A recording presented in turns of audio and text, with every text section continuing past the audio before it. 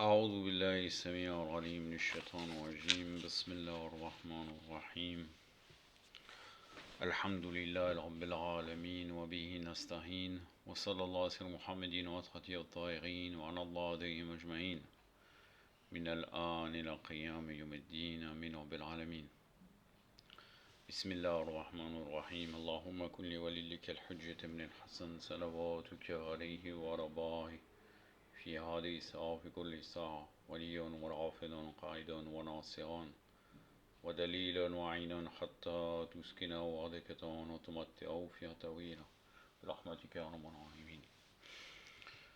Commentaire d'Ora Notba, 48e partie, une vidéo que j'ai intitulée L'importance du tahwil des événements historiques.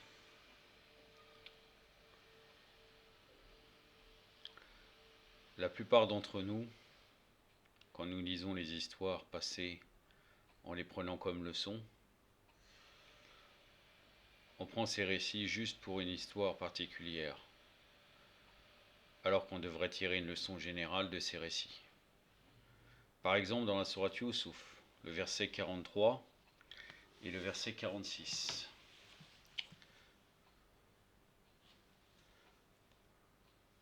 Allah subhanahu wa ta'ala nous dit: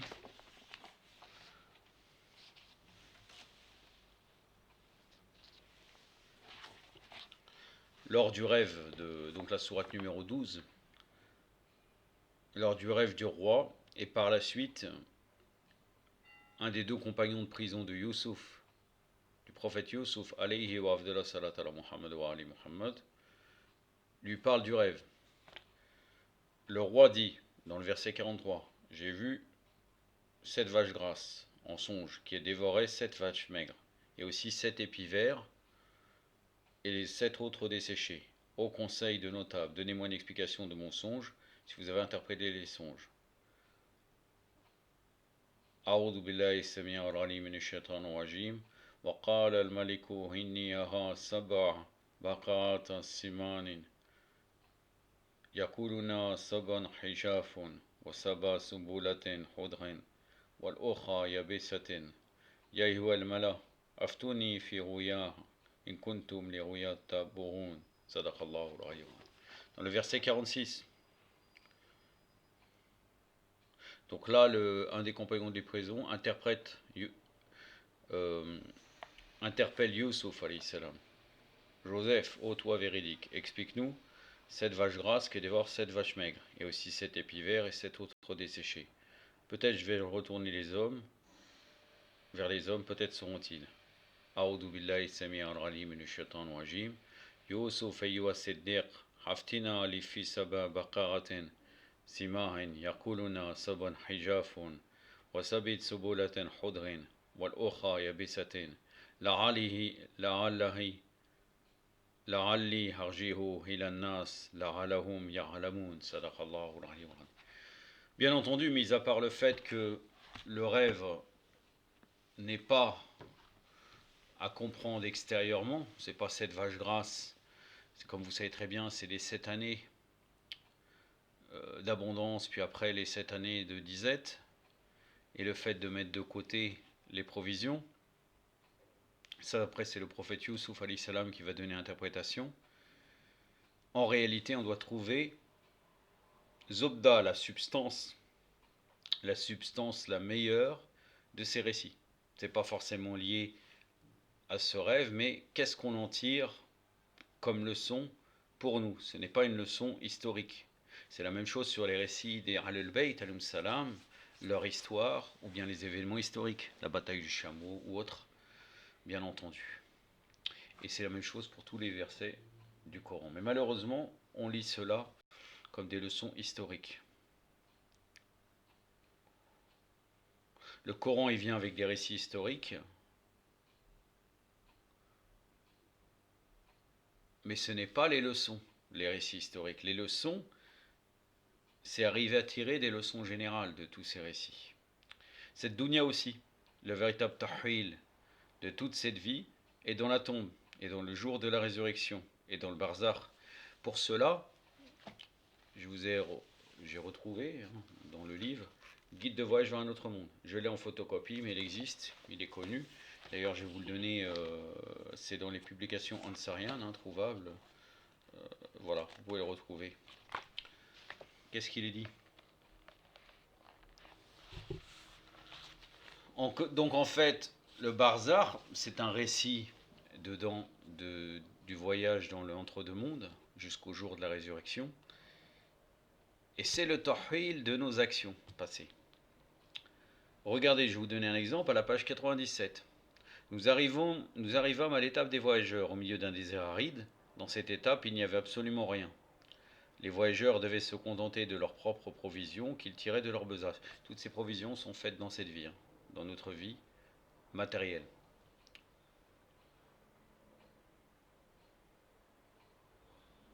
C'est pour ça qu'on compare ce monde avec un champ de labour, qu'on va tirer le meilleur uniquement pour l'au-delà, Comme mes pauvres membres me faisaient souffrir à cause de cette chute de cheval, Hadi sortit de parmi les boîtes qui se trouvaient dans ma besace un onguent avec lequel il me massa le corps. Tout cela, cet onguent à qui on a massé, c'est quelque chose qu'il a récupéré dans cette dunya. La douleur disparut et je fus de nouveau en pleine forme. Je lui demandai ce médicament, c'était quoi? Regardez, il répondit, c'est la forme cachée de la sourate de la louange, sourate al-Hamd, que dans le monde d'en bas tu récitais pour chaque grâce que Allah t'accordait. Et tout comme réciter la sourate de la louange était dans le monde d'en bas un remède contre tout mal, sauf la mort, dans l'autre monde aussi sa forme cachée est un remède contre tout mal. Car le réciter signifie être conscient que les bienfaits proviennent du bienfaiteur véritable et en être reconnaissant. Allah a déclaré, mon serviteur a fait ma louange et a compris que les grâces qui lui arrivent viennent de moi, et que les tourments qui l'ont été évités, c'est aussi grâce à moi.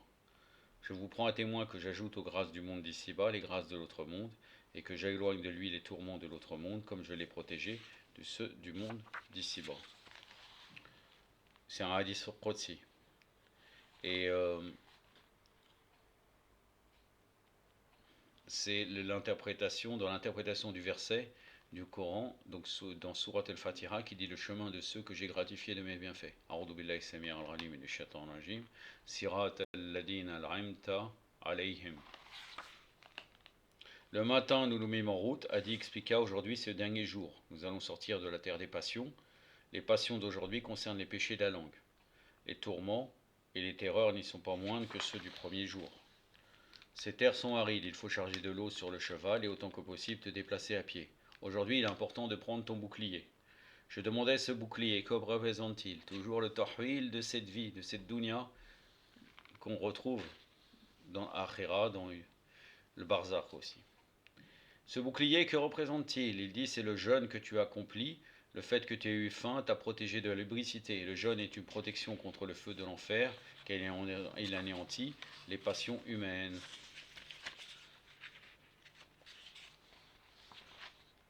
Tout ça, le jeûne est une protection contre le feu d'enfer, car il anéantit les passions humaines. C'est un hadith de notre saint prophète, sallallahu alayhi wa alayhi. Donc si tu veux étudier les batailles de Siffin, du chameau, de Narawan, ce qui reste en réalité, c'est leur tahwil, leur véritable, la conclusion et la leçon principale. Les spécialistes connaissants disent que chaque année, l'événement de Karbala, chaque année il y a l'événement de Karbala. L'armée de Yazid, l'arnatullah alayh, face à l'armée du Seigneur des Martyrs. L'histoire de l'imam Hassan alayhi salam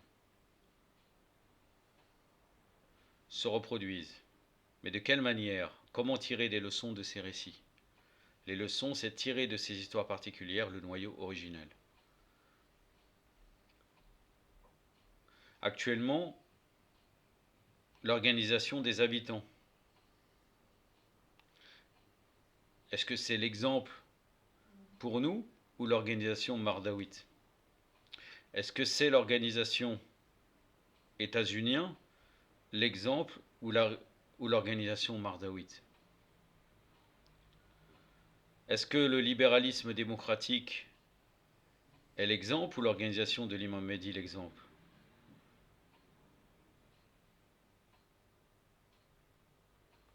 Parfois, nous prenons un récit de Ahlul Bayt dans un événement bien précis, et là je y rejoins ce qu'il dit au début, pour un événement, et on oublie que l'exemple de l'organisation médawite est total par rapport à ces récits de Ahlul Bayt. Elle dépasse tout cela. L'organisation mardawite, donc de l'imam Mehdi, est supérieure aux particularités de peuple, époque ou autre.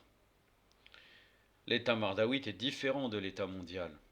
La justice et la liberté sous l'État mardawite est différent de la démocratie ou le libéralisme. L'esclavage actuel créé par les banques est pire que l'esclavage ancien. Le contrôle des raisons humaines, on peut le voir actuellement avec la crise du corona, est plus grand que le contrôle corporel. C'est pour cela que la clairvoyance est très difficile à acquérir, et encore plus de nos jours, avec la puissance des médias. Qui enseigne au peuple actuellement? C'est l'État mondial. Donc c'est très difficile de voir l'importance de l'État mardawite, c'est-à-dire de voir que c'est le sauveur et cet État sera le meilleur de tous les États actuels, supérieur aux autres. Le tiers-monde, vu leur situation, sont plus en demande du sauveur divin. En réalité, la nourriture et les besoins de tous les êtres humains peuvent être assurés par la terre. Normalement, il ne devrait pas exister de pauvres, d'indigents, de faibles. La plupart des responsables mondiaux croient-ils qu'il y a un jour du jugement? Non, pardon, je recommence. La plupart des responsables mondiaux croient qu'il y a un jugement divin. C'est-à-dire c'est quelque chose de naturel. Mais leur idole, ils croient plus à cet état mondial. Ils sont prêts à tout sacrifier pour cela. Chaque peuple a ses particularités.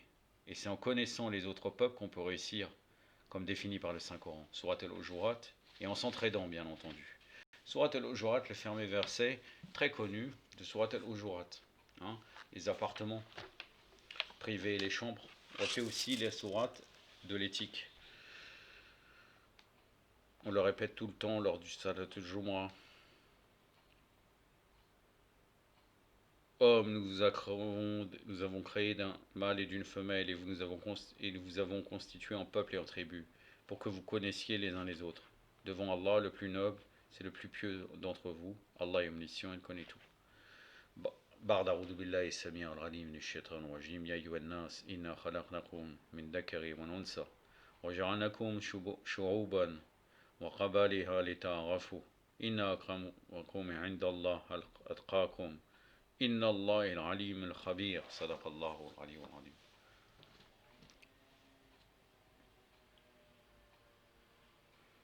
Donc en fait, on doit laisser les particularismes, on doit se dire que tel peuple aurait telle capacité, il faut qu'on s'entraide entre nous. La logique d'Ahlul Bayt, c'est pas comme sacrifice, c'est pas la séparation, taliban ou autre, une histoire ethnique. Même dans la conception du djihad, on n'a rien à voir avec eux. L'objectif, c'est la justice, pas la lutte contre d'autres peuples.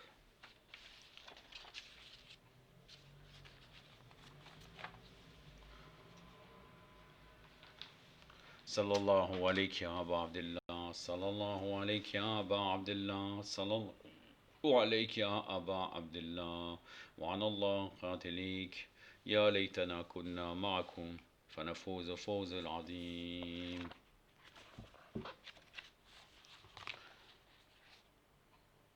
Si vous vous trouvez dans une assemblée en présence de personnes répugnantes, alors faites en sorte d'être irrité, afin de rehausser la grandeur de l'islam et la vérité divine. Ça, c'est une des règles de ordonner le convenable et interdire le blâmable. Un jour, un homme d'Al-Mansour invita l'imam Ja'far Sadiq alayhi salam pour converser avec lui. Une carafe de vin fut soudain posée sur la table. L'imam Ja'far Sadiq alayhi salam se leva et maudit toute personne attachée à tabler une table où le vin est posé. Chaque action répréhensible à l'égard d'Allah constitue un désaveu au regard de l'islam et de la vérité qu'il représente. Si vous trouvez parmi des gens qui ne prient pas, alors levez-vous et allez vous isoler dans un endroit propice à la prière. Puis méditez sur les personnes inconscientes et négligentes. Ceci est un acte de bravoure face aux adversaires de l'islam. Celui qui secourt la religion divine par ses actes ou par ses paroles ou par son cœur, sachez qu'Allah le secourra et ses souhaits seront exaucés. Il n'y a personne parmi les prophètes salam ou les imams salam pour œuvrer dans la vérité, pour combattre le mensonge, pour mépriser ce bas monde, pour combattre ses passions comme l'imam Hussein alayhi salam l'avait fait.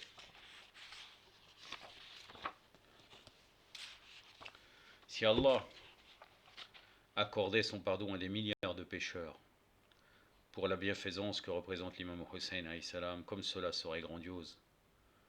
Sachez qu'Allah subhanahu wa ta'ala a fait apparaître la valeur de l'imam Hussein, tout comme l'imam Hussein alayhi salam a rendu visible la grandeur d'Allah le jour de Ashura. Chaque miséricorde parvient aux pécheurs par la bienfaisance de l'imam Hussein alayhi salam. C'est pour ça il est bien de lire l'histoire qui va suivre avec le chrétien. Cette nuit-là, l'imam Hussein alayhi salam demande à ses compagnons de veiller, et pour nous c'est une leçon grandiose, puisqu'à travers ces êtres de lumière nous allons comprendre le bienfait représenté par l'imam al-Hussein alayhi salam. Il y avait un homme de confession chrétienne dont le métier était commerçant à Bassora. Il possédait d'innombrables richesses. Un de ses émissaires lui écrivit pour lui demander de se rendre à Bagdad afin de faire fructifier ses biens et de dissiper toute difficulté financière qui pourrait survenir. Le chrétien vendit tout ce qu'il possédait et emporta avec lui toute sa fortune. Il prit une caravane qui se dirigea vers Bagdad. En route, une troupe de voleurs attaqua la caravane et vola malheureusement le chrétien, le laissant démuni. Peu de temps après, le chrétien réfléchit sur son sort et se dit « Que vais-je faire sans argent? Où me diriger ?» Il se dirigea vers une cabane afin de se réfugier et se soustraire à d'autres voleurs éventuels. Il craignait de rencontrer encore d'autres bandits, alors il reprit son chemin non sans frayeur. Quand soudain il rencontra des hommes du Sahara et leur demanda s'il pouvait rester avec eux quelque temps. Ces derniers acceptèrent. Ils se dirigèrent vers leur caravane et partirent vers la ville de Hilla. Les hommes du Sahara se regroupèrent un soir autour d'un repas où le chrétien fut convié. Puis le plus âgé prit la parole. Nous allons partir en pèlerinage à Karbala afin de visiter le tombeau de l'imam al-Hussein alayhi salam. Les hommes dirent nous avons un invité, un chrétien, nous l'emmènerons avec nous afin qu'il garde nos affaires. La caravane prit la route pour Karbala.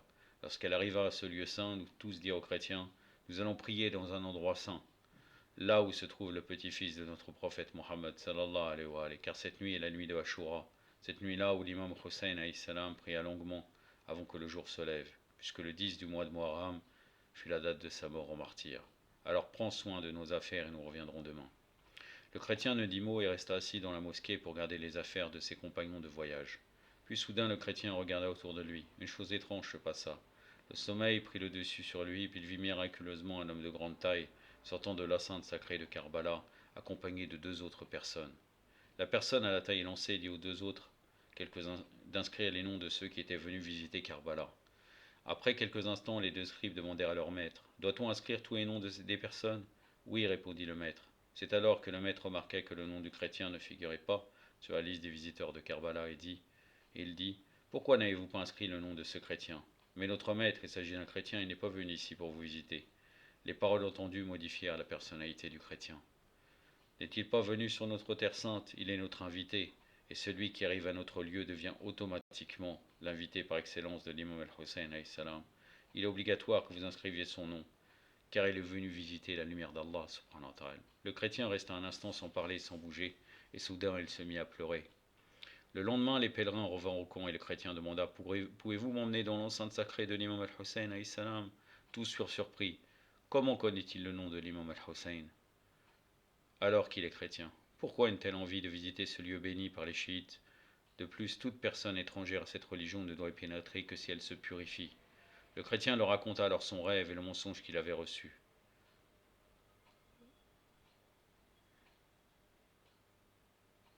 Le message, pardon, ce n'est pas le message qu'il avait reçu. Ce chrétien devint un fervent husséinite et se convertit à la religion islamique. Cette religion qui appelle à l'amour d'Allah et de ses aimés, alayhi salam.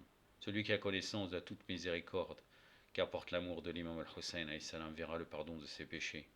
L'ampleur de sa miséricorde est impressionnante. C'est pour ça qu'on dit Ya rahmatullah el-wasi'a au début des majlis, ô miséricorde, très vaste. Wasi'a, vaste. Elle est accessible à tout le monde, car celui qui recherche la vérité est invité. Il est écrit dans une narration que l'imam Hussein alayhi salam dit ceci celui qui me visite après ma mort, je visiterai après sa mort. On demande alors est-ce que ce hadith est véridique? L'imam al-Hussein alayhi salam répondit ainsi assurément, si l'homme est emprisonné en enfer, je l'en sortirai. Par la grâce de l'imam Hussein alayhi salam, chaque fidèle amoureux de sa lumière pourra goûter lui-même la joie de sa rencontre avec l'élu d'Allah en ces jours de grande tristesse.